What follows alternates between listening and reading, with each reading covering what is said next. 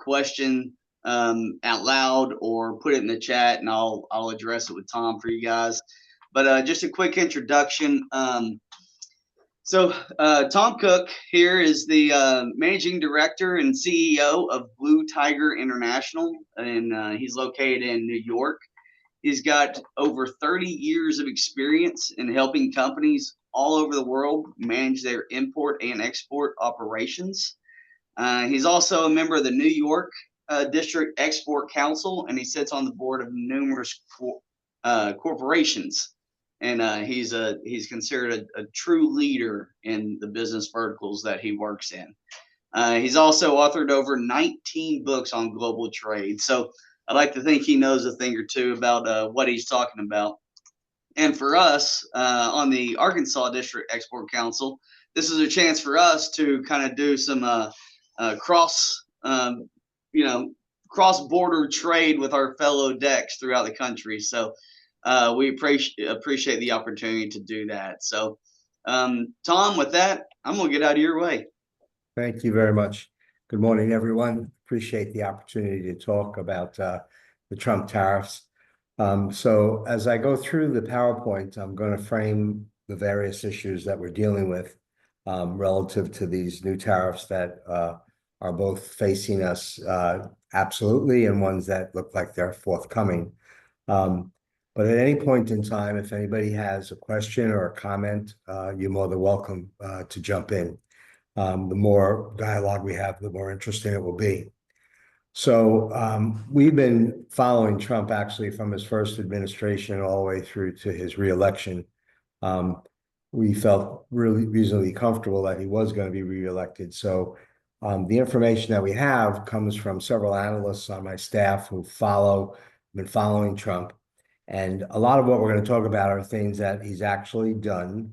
And a lot of it is also extrapolation from some of the Trump rhetoric, some of what his staff and all the new executives in the administration are putting out there, and from various sources that we have in taking the information. So some of it is, again, this extrapolation. So it's our best guess as to what might or likely to happen. The other thing is that I've been discussing Trump all the way going back to when he first was president. And I try to keep these conversations what I refer to as apolitical. And that's a very difficult thing to do, particularly when you're talking about Trump, who has created so much, particularly in the second administration, chaos and disruption, and is out there now moving at 90 miles an hour, getting certain things done. But the intent is not to be political. So if I'm going to apologize in advance that if I do, it's not intentional. It's just because of the nature of the subject matter. So I own and operate a company called Blue Tiger International. We're supply chain management consultants. We work with companies that have global footprints, and we basically work in the area of risk, spend, and business process improvements. And in the area of risk and spend, tariffs is a huge component of our business model. And you can appreciate that from about 2 weeks ago, our phones were ringing off the hook with companies coming to us for assistance relative to how to deal with the Trump tariffs that are coming at us very quickly. I make the point that it's an unfortunate thing because when Trump came into his first administration and he put out these what were referred to as the 232 and the 301 tariffs, he gave us a warning ahead of time and gave us time to adjust some of the aspects in our supply chain to deal with the forthcoming 25% increase in steel and aluminum and general merchandise out of China. But as most of us already know, is he declared certain things in terms of sending a shot across the bow. But when he decided to make it action, he gave us only 4 days notice. So it created a tremendous amount of chaos and disruption, even which is lasting to today, even though some of these guidelines have been modified or rescinded. So if we look what he did in 2017, he put forth 2 tariffs, the 232 and the 301. The 232 was on steel and aluminum from 17 different countries around the world. And they were maintained through his administration. And his thought process in doing that was he believed that he was going to be participating in various laws that came out in rebuilding America's transportation and business infrastructure, and that steel and aluminum would be a big part of that, and that companies should be sourcing steel and aluminum here in the United States. So the 232 tariffs was directed to try to stir the aluminum and steel production here in the United States. The 301 tariffs were specifically targeted for China, which, if you look at Canada and Mexico together, they're our largest trading partner bloc. But you look singularly as a country, China is really our largest trading country in terms of both import and export volume. So he picked out about 45% of the products that we buy from China, and he put in this 301 tariff, which increased the cost by 25% surcharge. When Biden ran for office against him, Biden said he was going to do away with the 232 and the 301 tariffs. When Biden came into office, he modified the 232 tariffs a little bit more favorably for America, but he kept the 301 tariffs in place, and those 301 tariffs still exist in place today, which adds about a 25% additional cost on goods that we purchase from China. Appreciate that back then, going back to 2017, one of the impacts of that, particularly related to China, was that China retaliated by increasing a certain amount of tariffs on the goods that purchased from the United States. So that has a direct impact on our exporters. We must have had 35, 40 clients that lost big blocks of their business to China because of the retaliatory impact. And as he moves into his new administration, taking action, there's all this information coming to us from all over the world that they're all prepared to react to what happens from the United States in terms of retaliatory tariffs again. Appreciate the fact that in President Trump's consciousness that's displayed in his actual actions, okay, and the people around him that are analyzing and looking at what he's doing and trying to figure out the reasons why, it's clear that Trump is using tariffs as a weapon and a strategy in negotiation.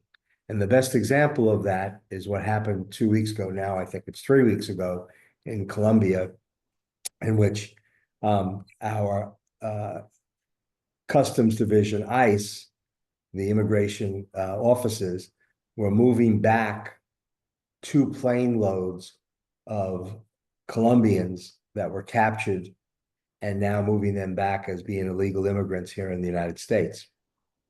And the president of Colombia refused to allow those 2 planes to land.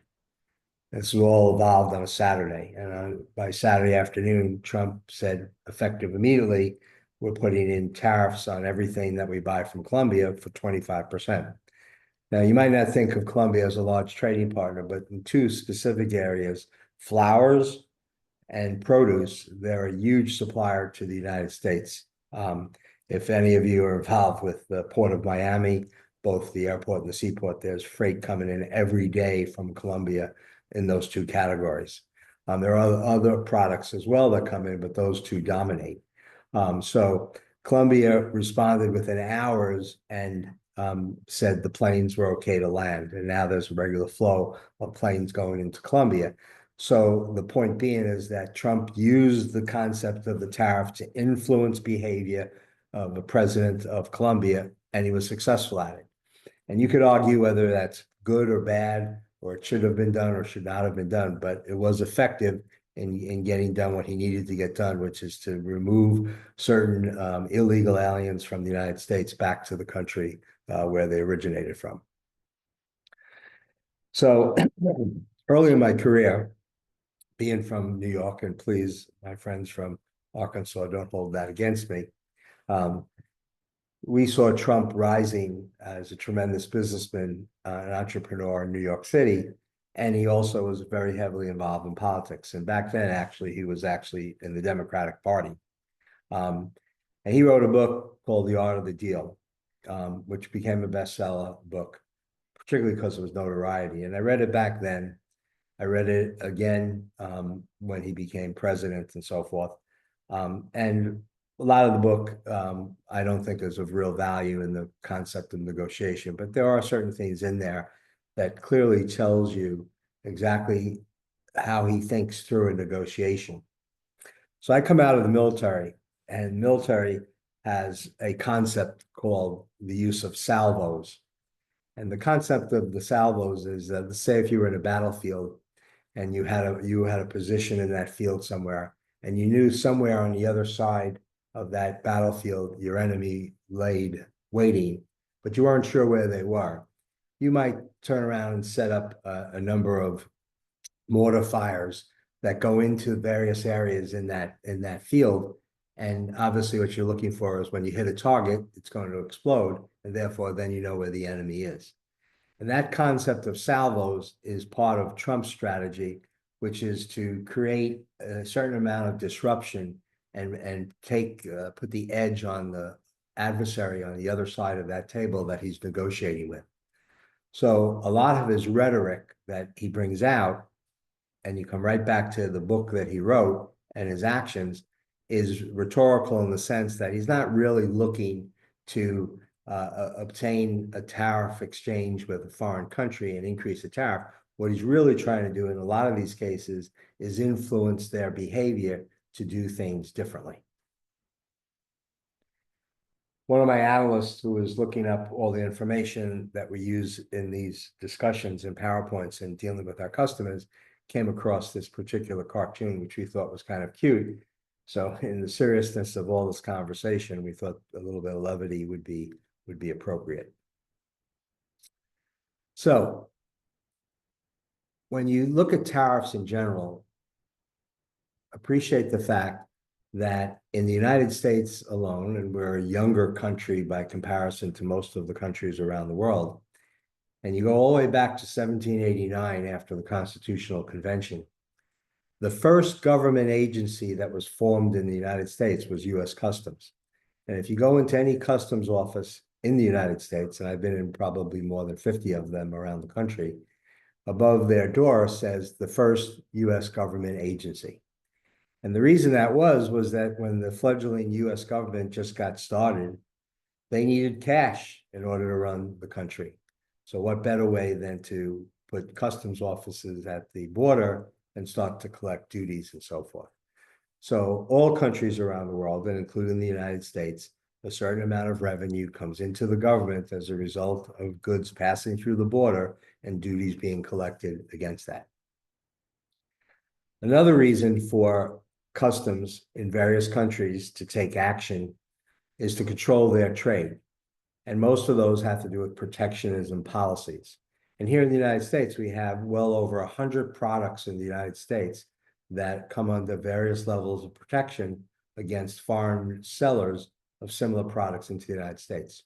Sugar as an example, butter as an example, wood as an example are protected. Automobiles is actually protected. Certain types of automobiles is protected. Things come in where there are quotas. Some things come in with overriding surcharges and so forth when we import. And these are all designed to protect the U.S. industry, as well as thinking about this when we sell around the world as well. Lots of other countries have protectionist tariffs in place to protect their industries from foreign sellers. And lastly, it's clearly utilized as a negotiation strategy in the obtaining of other results.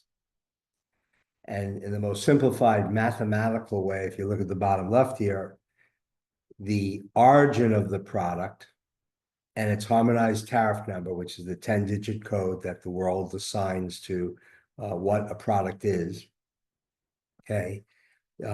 It's a bar chart. One side of the chart is the origin, what country it comes from. That's where it's manufactured, not necessarily where it's shipped from, but where it's manufactured. On the bottom line is the harmonized tariff number, and where those two lines crisscross is the duty rate. And almost every country in the world operates exactly that same way. They might have different interpretations of origin and different interpretations of what the classification is, but they generally follow that rule. Origin and HTS determines what the duty rate is. So when we look at Trump, you have to understand that he believes you negotiate from a position of strength. And in his mind, he says you've got to create some kind of disruption to the adversary on the other side of the table. And one of the concerns that I have, because I teach negotiation, is that when you look at the other side of the table as an adversary, you're already creating conflict. Where I believe what you're really trying to do is create a bridge and not necessarily a conflict. So I approach negotiations very differently and believe it's a much more successful way. But that's the way he operates, and we all can see it every day in his rhetoric and in his actions. He also believes that in the concept of the military and the United States, that if we really want to prevent conflicts around the world, then we have to have an aggressive, strong military and an aggressive, strong stance in positioning ourselves so that the threat of war, when looked at by our adversaries, is significantly concerning to them, and therefore they won't take any action. So one of the things that he did in his first administration was significantly beef up the military, and he's redoing that again today and positioning it so that we have a very fearful and aggressive force out there, not for the purpose of proactive action in terms of war, but in terms of it being a deterrent for war around the world. So in the last few weeks, we've seen a tremendous amount of action in these areas, and it's worth noting is that China has been a target of Trump from his first administration through all his campaign discussions and now in the office. And the term that he uses is a decoupling from China. And over the last 8 years, we've been involved in helping a number of companies move a lot of their manufacturing away from China to other countries. And we make the point that China should not be forgotten and should not be tossed to the side. Companies may want to consider a strategy of reducing their dependence on China, but not necessarily eliminating China. But clearly, he's targeting China. And a lot of the people who do the analysis of this is that he's really trying to influence behavior of China in terms of making them purchase more product from the United States, particularly in the area of agriculture. When they have the choice to buy airplanes instead of buying from the European operation, buying it from the United States providers. He also wants to influence their behavior of how they're dealing with North Korea, how they're dealing with Russia, how they're dealing with the potential takeover of Taiwan, their aggressive actions in the South China Sea, the significant amount of issues are developing with an ally of ours, Philippines.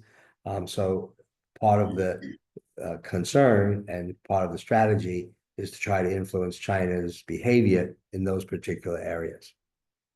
Tom, and hey, this is Jonathan. Sorry, I just kind of had a question. Yeah. So obviously, China's strategy on trade with China, or Trump's strategy with China, as a commercial lender that works with importers, I've seen a lot of companies start to diversify away from China, and seen increases in places like Vietnam and Taiwan, and finding suppliers in different countries. Do you foresee any kind of tariff, or India, for example, is a strong one now? Do you see any kind of a forecast on any tariffs for any of those other countries?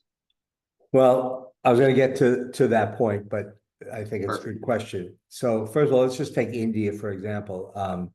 The president of India came to the United States last week, and a trade deal was successfully negotiated with India.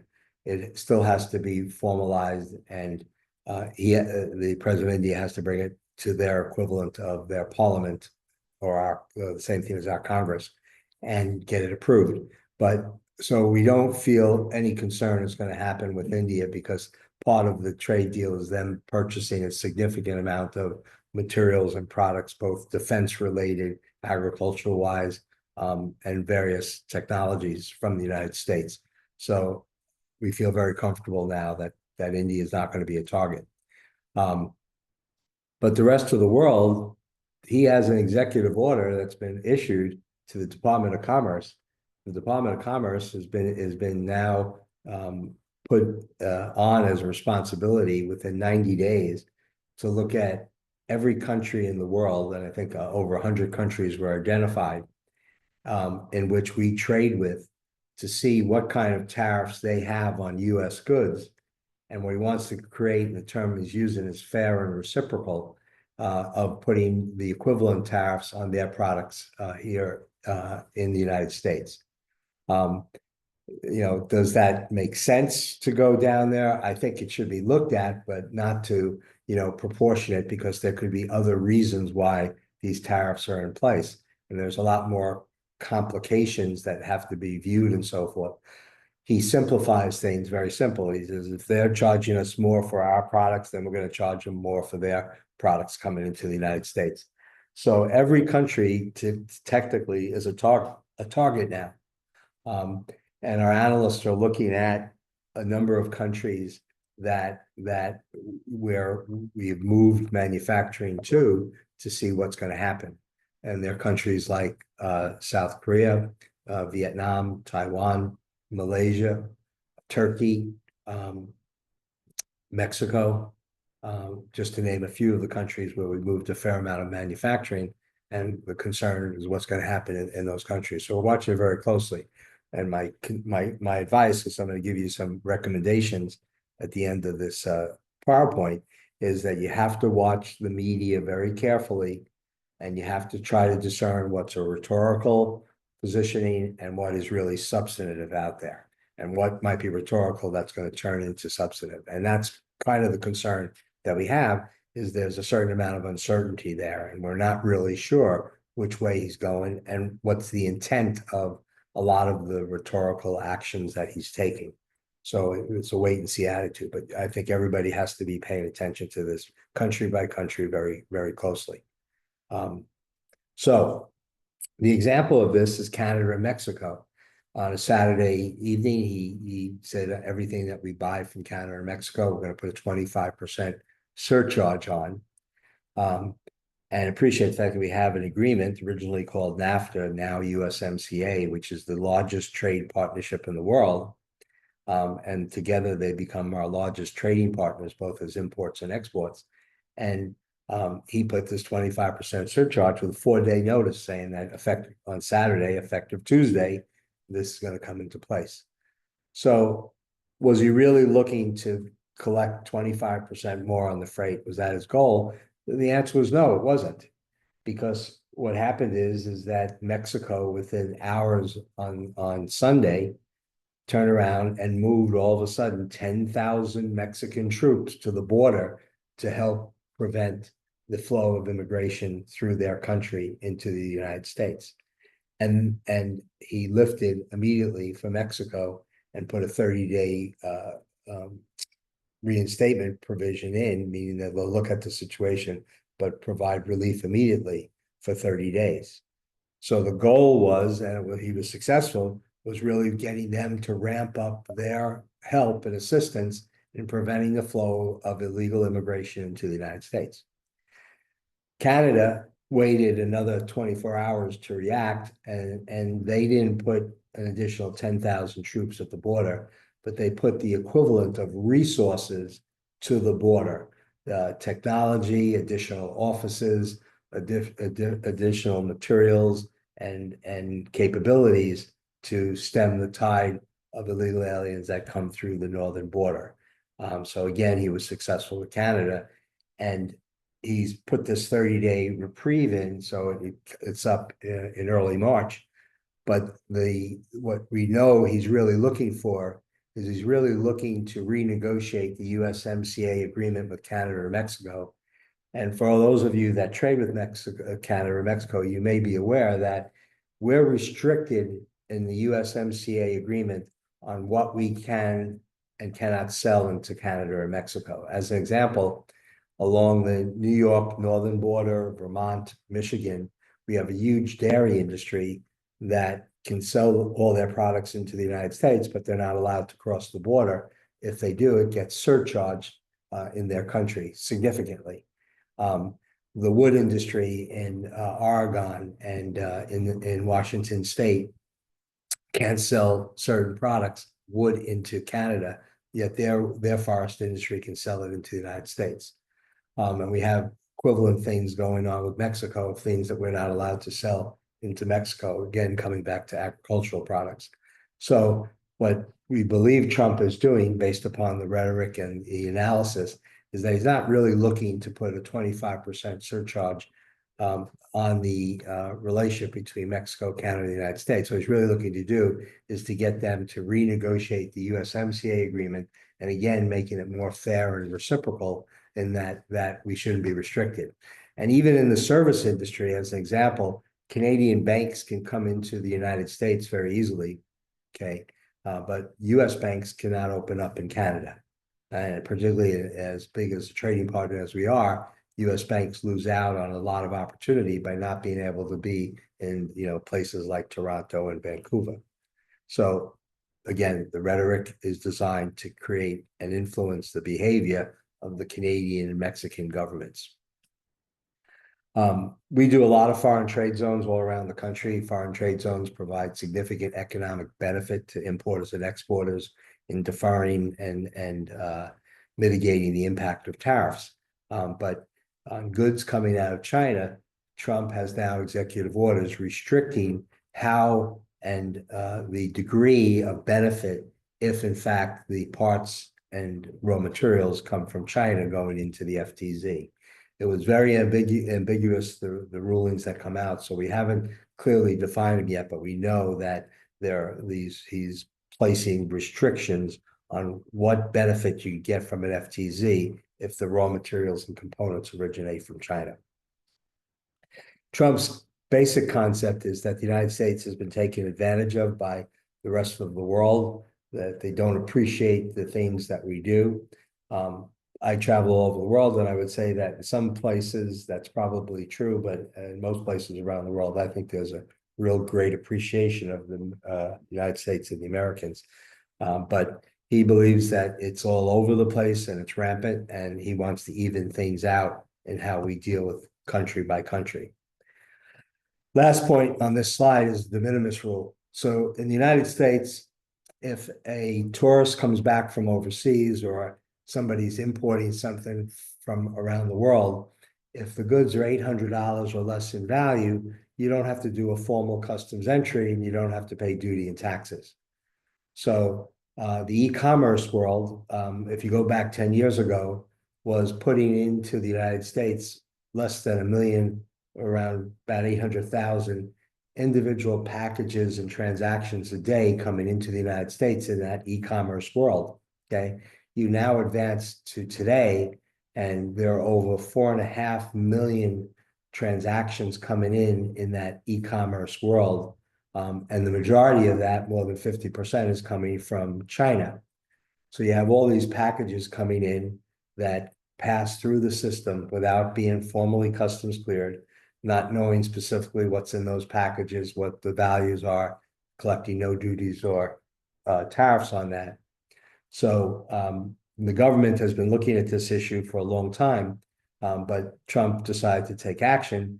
And he said that anything that I'm impacting, meaning China, Canada, and Mexico at the time, that the de minimis privilege that they have is stopped for those countries. So again, the kind of chaos and disruption that Trump caused was he put that rule out. He gave a 4 or 5 day period for it to take in effect.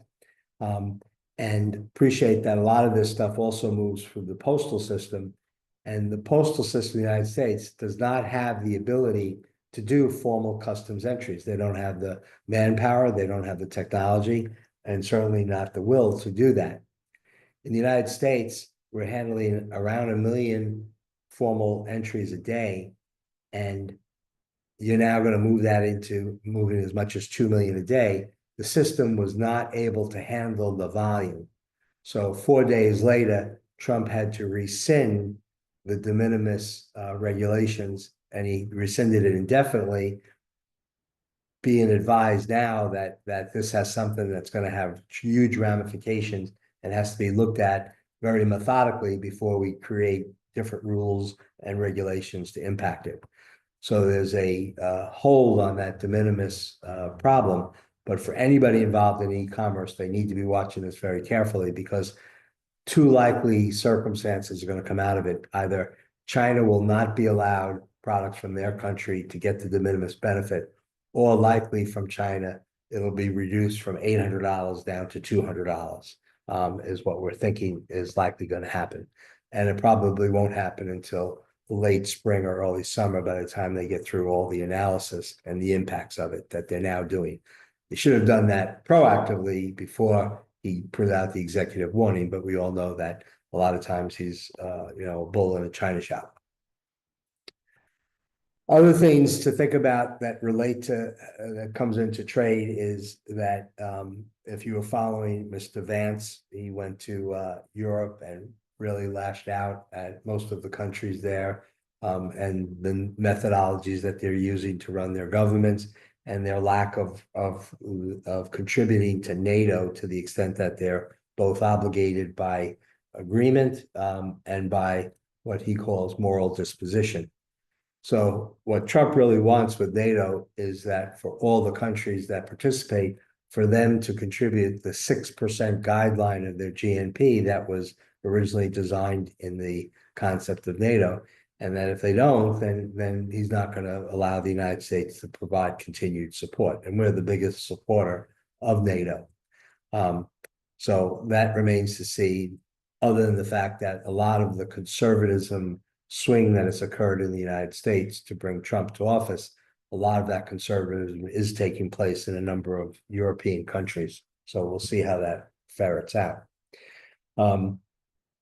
Trump believes that the world does not appreciate the amount of US aid that we give them. And he says countries take advantage of the fact that we give them all these food and relief items and medicines and equipment and so forth, and that they don't appreciate it. Again, whether that's true or not remains to be seen, but he's significantly cut back on US aid. And right now it's really damaging our reputation around the world, because there are a lot of communities, peoples, cities around the world that depended upon a flow of food and emergency services, which has now come to an abrupt halt. He wants to renegotiate the trade agreement USMCA, and really what he wants to gain there is US access to their markets as they have access to ours. And we know that he's changing the immigration policies pretty dramatically. Unfortunately, he's using it by executive order, and this is really something that Congress needs to step up on and really create legislation that's signed into law, so that the various presidents, as they come and go, don't try to manage the issues and the discrepancies in the system through executive orders, which obviously becomes controversial and get challenged in various courts. It's really that Congress and the Senate has to step up to create an immigration policy which compromises both sides of the table and gets something done to make it whole system work better. Decoupling from China is something that Trump really moved forward, but in reality, it's become a corporate risk management strategy for most companies to diversify their sourcing portfolio and to significantly reduce their dependence on China. Depending upon what statistics you look at, if you talk to China, they'll say that since Trump took for office in 2017, that they lost only 3% of their manufacturing to the United States. And if you look at the volume of cargo that comes out, which is an absolute number and recorded very clearly, it's more closer to 17% volume has diminished on its manufacturing of products coming into the United States. But in the United States, one of the purposes of Trump was to bring back manufacturing to the United States.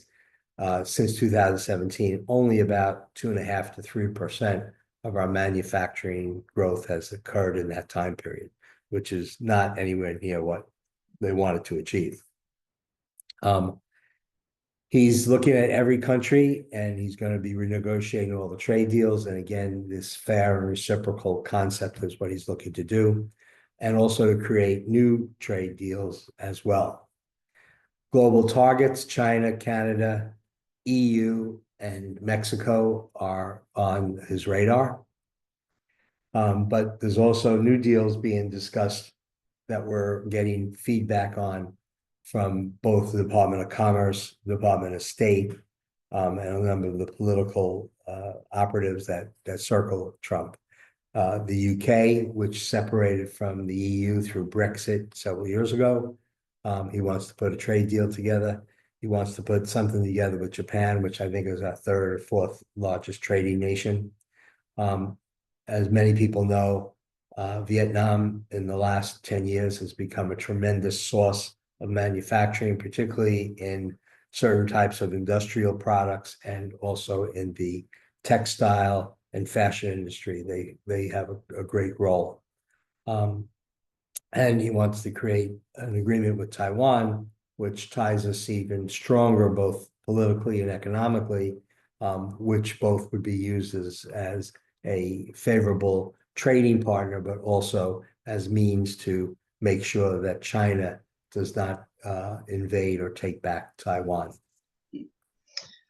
Tom, and again, you may get into this a little bit later, and sorry if I'm jumping ahead, but No as problem. Nicholas also put into the chat, I think a lot of people are thinking that with the tariffs going on with Mexico, Canada, and China, all that rolls back to the end consumer being us, and you can see that across the board. And it's going to take time to develop these new deals on with Vietnam, Taiwan, UK, and Japan. So how long is the consumer going to have to kind of, carry that burden of, higher cost of goods? We have several clients who engage us to do predictive work and so forth economically for them. And one of the things about the inflation that we're dealing with the last 5 or 6 years and currently, it does relate to the 301 and the 232 tariffs that occurred. There's a residual impact, and a certain portion of the inflation is due to those increasing costs. It took years sometimes for it to fall from the wholesale purchasing down to the consumer purchasing process, but it's there. And one of the impacts of our inflation is clearly these tariffs on these goods. All of us who are watching this carefully politically, the promises that Trump made, that he's working at 90 miles an hour to fulfill these promises and so forth. And again, I describe it like a bull in a china shop because he's not thinking through everything correctly. We're very concerned that the inflation rate is going to increase this year. And we're not going to see any benefits to the inflation rate until 2026 and more towards the mid part of 2026, not at the front end, but more towards the summer. We think that a lot of these actions, if they come through, where he's not able to negotiate and he puts these tariffs in, will be damaging to the economy, will cause retaliatory tariffs in these countries. So it'll slow down our export volume, and we'll continue the inflation. So we are predicting that the inflation is going to stay and maybe even get worse by the end of this year because of what you just asked and said and the evaluation points that we look at. So salvos that Trump put into place, just framing them out, he put 25% on Canada and Mexico, which is now in a holding pattern, 10% on China, which is in effect. So if a company 7 years ago was paying a 4.5% duty rate, and then it was subject to 301 tariff, so now they're paying 29.5%. And today, now they're paying 39.5% duty on goods coming from China if they fall into that category. So there's clearly a focus on China and impacting the cost. And the idea of changing people's behavior instead of buying it from China, where else could we buy it? And we know that's going on because we have a lot of engagements of helping companies think through decouple it from China. The de minimis on impacted tariffs is going to be a huge thing, because part of what Trump believes in the tariffs is that if he is able to change the tax rates of businesses and individuals, I mean lower the tax that we pay, he'll be able to make up a number of the revenue in the tariff area and so forth. And when he looks at the fact that there's 4.2, 4.3 million transactions a day coming in to get the de minimis benefit, maybe that's an area where duties could be collected on those products coming in as well. So we're concerned about that area. The 25% on steel and aluminum, and he didn't segregate it to any particular country. It's across the world where we buy steel or aluminum. And the worst aspect of steel and aluminum is he included the term derivatives. And when you look at the interpretation of what that means, is that if there's a predominance of aluminum steel in the manufacturing of a particular product, right, let's just say an automobile part or an aerospace part that they're importing to the United States, that's subject to that 25% duty. And in his executive order, he's given specific instructions to customs that they're to scrutinize how the goods are manufactured. And there have been now rulings coming out that what they're going to be looking for as part of the import process, if there's likeliness of steel and aluminum to be used in the manufacturing process of a finished product, then they want to see a bill of materials as part of the import clearance process to assess what percentage of the value of the merchandise is assigned to the steel and aluminum, to see whether or not it should be assessed at 25%. So that's going to be very impactful and negative to the US economy. And when you talk about bringing manufacturing back to the United States, one of the things to realize is that we have over 500 major foreign corporations with manufacturing locations in the United States that get fed raw materials, parts, and components from places around the world. All the major car manufacturers of the world, almost all of them now manufacture or assemble in foreign trade zones here in the United States. And they're going to be very impacted by this ruling and so forth. And again, eventually that cost will be passed on to the consumer, and that becomes part of the inflation formula, and that's why we're getting concerned about this. FTZs, which is a tool that the government has for companies to help navigate the impact of tariffs, Trump has put executive order restricting things that come out of China and getting the benefit in the foreign trade zone. And we believe all this is the starting point, right? Because when he starts to look at each individual country and sees where these trade imbalances are in place, it's really going to be very impactful on how they proceed with making those changes. Again, the chaos comes into that he only gave 4-day notice. It's created tremendous disruption. And by the end of the day on Monday, resolved Mexico and Canada, but not China, right? So these are the kinds of issues that every supply chain manager is trying to deal with. And on the export side, we have lots of clients who export heavily into China, and either they're not receiving POs from China now, or they have holds on ordering, okay? So you already see an impact on certain companies trying to sell into that market. So he's utilizing tariffs to influence behavior and actions on the part of the countries we have to deal with every day. Our friendly countries, our so friendly countries, and even our adversaries. He's using trade as a weapon or a tool to get the things that he's looking to do to create more favor for the United States. Politically, as if you're paying into the news, he's aggressively now in conversations with Putin and Zelensky at trying to stop the war in Ukraine. His rhetoric says, he can't believe the devastation that's being taken place to the country of Ukraine, the amount of loss of life, the economic impact to the region, and he's trying to bring a settlement.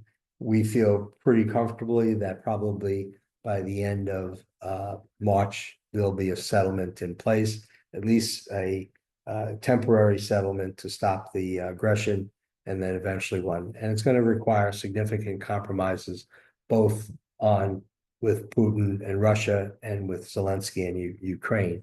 But we control their decision making mainly because we're the primary supplier to Ukraine's war effort. If they lost us, that would be devastating to them.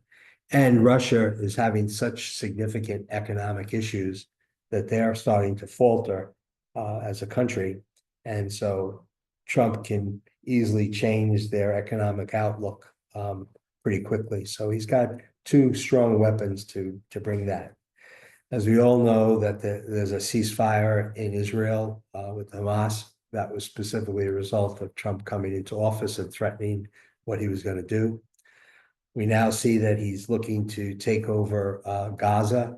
And you can look at this in two different ways. There is really a military benefit for the Americans to, because we have bases throughout the Middle East, but we could have one that has tremendous access to a number of it's centralized and access to the sea.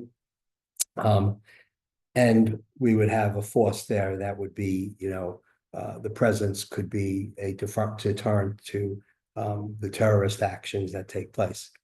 But on the other side of that equation, American soldiers will be again in harm's way in a foreign country, trying to defend a piece of land.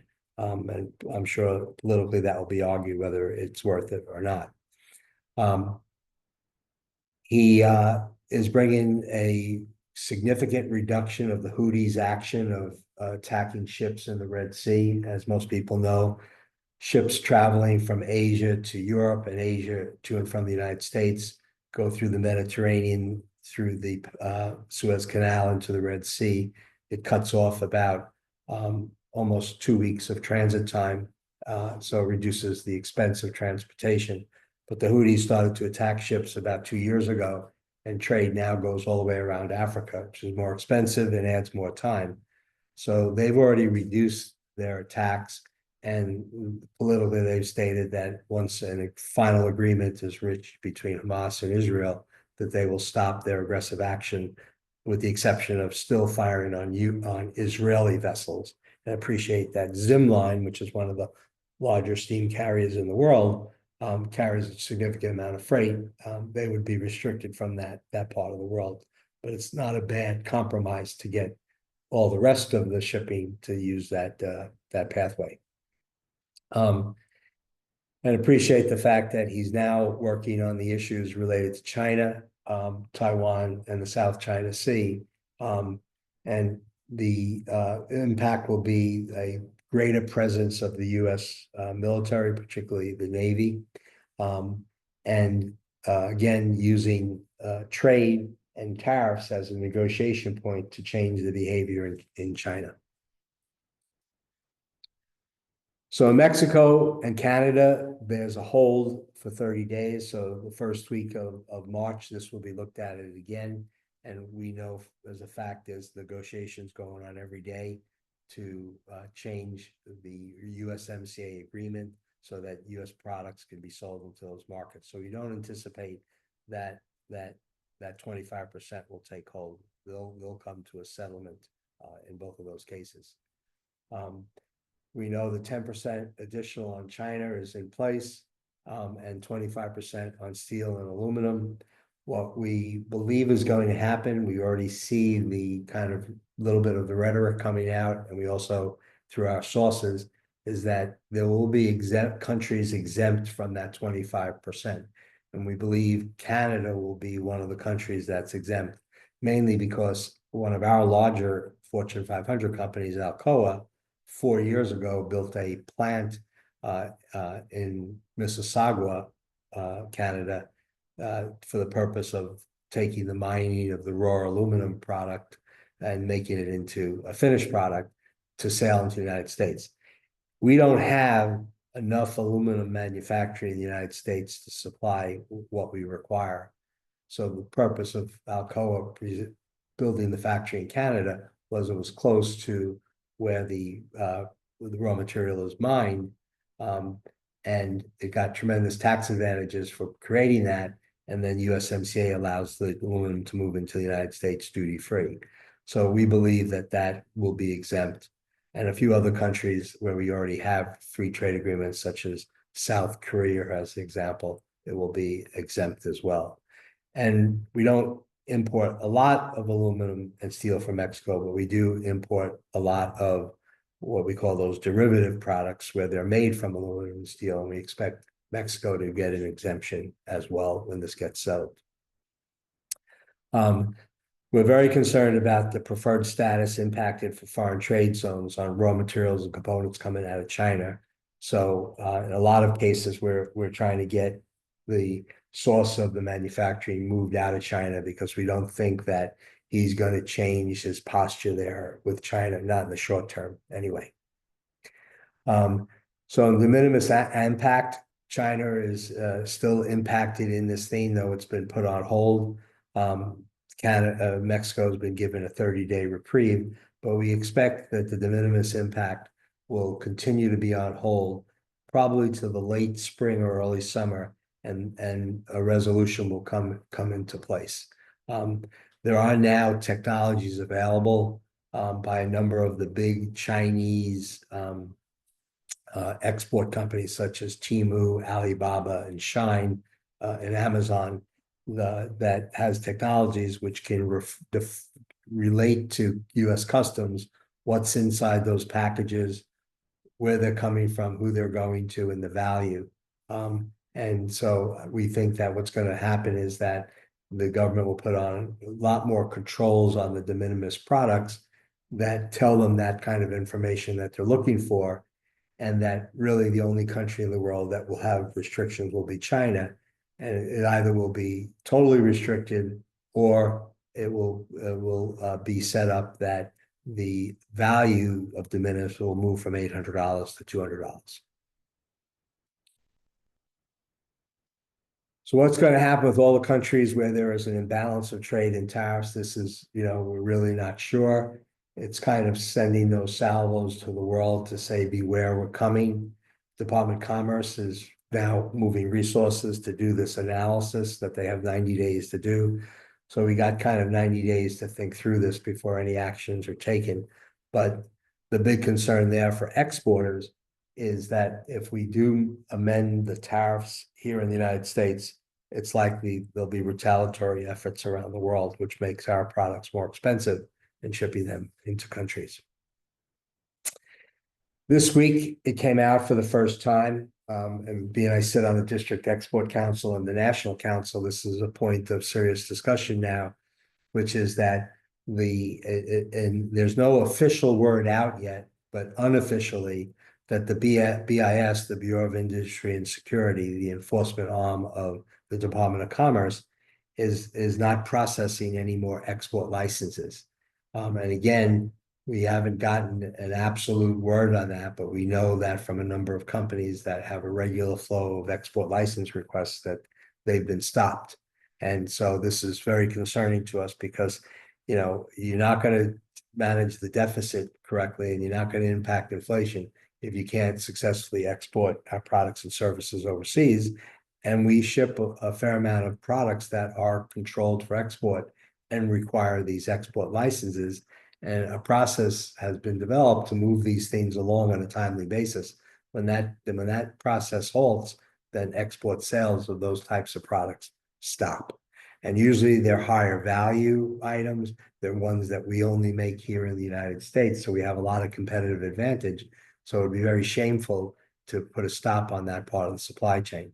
Unfortunately, we don't know how much of this is just supposition and how much of it is actually reality, but we do know that there are companies that their export licenses are not moving forward, and there's been no reason specifically given to them. So some of the concerns overall that we're left with here is the speed of the change.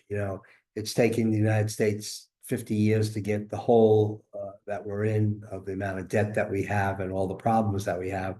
And Trump is trying to move everything along as quickly as he can, and the speed of the change. And we really question whether all the consequences are being thought out.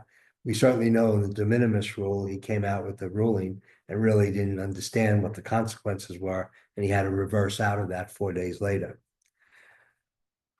We have a big reach around the world, and how the allies and our trading partners are really evaluating what we're doing here, and they're all concerned because what they see is chaos and disruption, and they don't believe that there's really well thought out actions being taken, and their governments are preparing for retaliations depending upon what happens. Then we have just the whole consequences of such dramatic impact of government job loss. This is going to directly impact unemployment, okay, and the morale of the country. You have several million people working in the federal government, and a number of them have already lost their jobs and so forth. And maybe it was needed and corrective behavior, but the speed of this happening and without a really truly organized effort, and to understand what the consequences are when you remove people who were doing things. I'm sure, as we're finding out, there's a lot of fraud in the government, and there was a lot of wasted spend and so forth like that. And I think we all appreciate the fact that that's being addressed, but the consequences of people losing their jobs is something we have to be very, very concerned about. And Trump, is living up to his promises that he kept during his campaign and everything, but we're very concerned about the ultimate outcomes, not as a result of what he's trying to do, but more the result of how he's navigating these changes and how he's moving forward, the speed and the severity, and not thinking through what might be some of the consequences of the actions. So Mexico and Canada, we really believe is going to work its way out. They'll acquiesce as they have to because of the importance of America to their business models, their political models, their economic models. We think China, the situation is going to get a lot worse before it gets better. China had anticipated this from the first Trump administration. They've already redirected a lot of their efforts. If you're paying attention to this, they're developing markets in Africa. They're developing markets in Latin America. So business that they're losing into the United States and other Western countries, they're shifting their sales, and they're helping build businesses and infrastructures and so forth in Africa and Latin America, which is getting them favor into it. And one of those areas is the Panama Canal, which China is very involved with, which is now causing Trump to be concerned about the Panama Canal and the threat of taking it back over, and so forth, as a result of China moving into these areas. So other rhetorical things, the Panama Canal, which I just mentioned, Canada being the 51st state, it's kind of almost unbelievable to think about that happening and so forth, but there's actually a movement now within Canada, on the conservative side, trying to make that a more serious occurrence happening. The annexing of Greenland is probably more of a serious opportunity, particularly for two primary purposes. One, the ability for the U.S. military to control Greenland would give it significant advantages. Always appreciate that the shortest distance between 2 points is a straight line. And in the globe, okay, a lot of that means going over and across the North and South poles. So getting closer to the North Pole with Greenland provides significant advantages. But also economically, because it contains a significant amount of oil and gas and also rare earth minerals that we need in our own manufacturing process. So it is becoming a more serious conversation. The review of all the countries with an imbalance of trade. We know, because we've already looked at this, that there are probably as many as 100 countries around the world where there's an imbalance of trade that he's going to look at. How he's going to respond is the big question. We don't know. And in the 1930s, I think specifically 1934, there was a tariff act, and it kind of made the position that if the United States is treated with harsh tariffs on its export sales, then it's going to change the tariffs here in the United States. And after 3 years of that policy being in place, it turned out to be an economic disaster for the United States and other countries around the world and so forth. And it was never reneged, but it just kind of went away and it just sits there.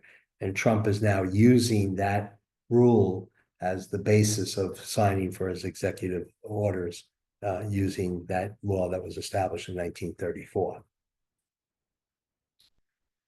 So at some point, this will come together with a more defined trade policy. We haven't had a trade policy almost for 50 years now in the United States. And Trump is now, through several press announcements and his interviews, has said that his team with Department of State, Department of Commerce, and Treasury are looking at trying to create a new trade policy that's going to be called the Trump Doctrine, which is going to state to the world how we plan on handling our relations economically, politically, and how we're managing the trade between all these countries and so forth. And I, for one, have watched this very carefully in a professional life of more than 30 years. This will be very good for the country to finally put that in writing and commit to it and kind of move it along from administration to administration. So more importantly here is, with all this doom and gloom, is that there are opportunities for companies to really impact their cost, risk, and spend that's attached to all these tariffs that are out there. So when we look at these, we've developed 19 solutions, okay? And maybe to the people who run the Arkansas deck, this might be a separate webinar to look at all these things, because this takes a good hour and a half to do that. But I picked a few of them, 6 of them out, and just quickly we'll go through them. And I know we're going a little bit on the overtime, so just stop me when you need to. Tariff engineering is the redesign, the restructuring of a product to change its harmonized tariff number for the benefit of getting a lower duty. Okay. I have 2 supply chain engineers on our staff that do this every day. And it's just unbelievable how you could just make a minor modification to a product that changes its harmonized tariff number and therefore it derives a lower duty rate. Direct shipping is moving goods directly from the foreign sources to point of value, meaning point of sale. Many times companies import merchandise, they put it into a warehouse, no value is added into that warehouse, and it's shipped out to their customer upon order. And what we're doing is building fulfillment centers around the world that can take the imported product and supply the customer directly from there. Ocean freight can get most freight everywhere within a month, and air freight can get things to customers within 2 to 3 days. So you have that ability to fulfill those orders, but it reduces the cost because you're not creating any inventory and inventory overhead cost here in the United States, where it's much more expensive than other places in the world. A lot of companies use both air and ocean freight, and air freight is 18 times more expensive than ocean freight when you look at it as a per kilo or per cubic meter basis. So when we look at why do companies use air freight, it's usually because they're rushing something that's late to get it to a customer or get it to a manufacturing or to a distribution point. And when we look as to the reason why, is that it's because their demand planning process is not working effectively.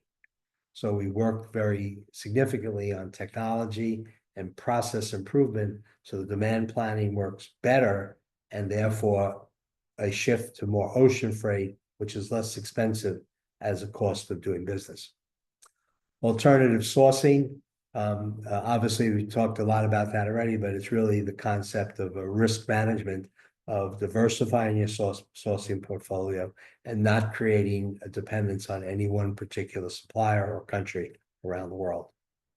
Foreign trade zones are great tools to use. They're physical locations in the United States that are distribution points or manufacturing locations, and you defer your duty obligations to point of outbound of the facility. You can create tariff inversions where you lower your import costs. There's all kinds of savings in customs clearances and merchandise processing fees and so forth. It really provides a huge savings to the landed cost of goods that are being imported and exported. And lastly, is robust supply chain assessments, typically done by independent third parties that can benchmark and see what like and similar companies are doing aggressively, because there really are a lot of different things in the prior slide, 19 of them, that really can be looked at to create either the business process improvement, reduce risk, or reduce spend. And in that regard, what we look at is not just the acquisition cost of goods. What we look at is the landed cost, which is the accumulation of costs attached to the transaction. So in an import transaction, this would be the acquisition cost of the merchandise, the freight involved in moving it from point A to point B, the customs clearance process to clear it, the duties and taxes that are paid on it, and then the last mile delivery of how we distribute the goods to our end use or customers. Okay, so when we silo those things, we work on each silo to see where betterments can be made or improvements can be made to process, risk, or spend. We then create a process where we do the assessment first, recommendations, a financial model to make sure the recommendation is going to provide a return on the investment. Operational mile answers the question, what do we have to do differently to make this solution work successfully? And lastly is implementation, is just making it happen. So my closing thoughts for everybody to think about, and these are things that we're giving directly to our clients as recommendations, and we do it ourselves where we're the outsourced import-export operation. Pay close attention to the government, the Trump administration, news media, and it takes effort and time, and we have to do it every day. Fortunately, I have analysts on the staff that are really paying attention to this thing and feeding into our management group key factors. And appreciate the fact that it's clearly the rhetoric is saying there'll be a lot more restrictive changes coming. You need to be proactive on the mitigating strategies. You need to think short-term solutions and dealing with things in the short term, but really for what's going to happen in the longer term opportunity. An example is a foreign trade zone will provide immediate short-term benefits, but really is a longer-term strategy of benefit in the supply chain. Companies need to increase their safety stock levels. Before COVID, companies were keeping stock in the 6 to 10% range of safety stock. Through COVID, companies moved their safety stock to 200-300% what was required. Today, that's been decreased, but the stock safety levels most companies are keeping is somewhere between 50 and 70%, okay, and are holding that pattern. And appreciate that the larger and higher safety stock has a cost attached to it, okay, and some risk attached to it, but it really eliminates the risk of losing out if you have all of a sudden a peak of demand and you don't have supply. You have to manage your suppliers diligently and dip down to their primary supplier. So if you have a huge supplier and they require raw materials and components to get you the product they sell to you, you need to dip down to their tier 1, tier 2 suppliers and managing the supply chain all the way down to that point to make sure you're protected. That was a huge lesson learned through COVID. Increase your negotiating and problem resolution skills. There are lots of programs that are available both online and on site that teach negotiation and problem resolution. Continue intense training in all aspects of global supply chain management and operations. It's really getting feedback of different things that you can do from like and similar individuals and companies. Attend industry trade shows along with supply chain associations. There are 3 or 4 major supply chain associations: ISM, Institute of Supply Chain Managers, CSCMP, Council of Supply Chain Management Professionals, ASCM, Association of Supply Chain Managers, are just 3 off the top of my head. Build external resources, companies and individuals that you can extend to and talk to when disruption occurs. For Trump specifically, make the best effort to differentiate between rhetoric, saber rattling, and substance. And lastly, become CTPAT certified. Customs Trade Partnership Against Terrorism is a voluntary program that both importers and exporters can access. And what you're doing through CTPAT is you're raising your profile with government agencies, particularly customs, your compliance and security prowess. And when you do that, they provide certain benefits to you that really can provide advantages to you. So with that, I'll close and we'll take any questions or comments that anyone might have. And you have my email address. You're all welcome. There's no costs or obligation. If you have a question or a comment or you need some guidance, you're welcome to reach in. We'd be more than happy to help. All right, Tom, that's a lot of info. You've done your homework. And it's changing between when we started this webinar and we finished. Right. No kidding.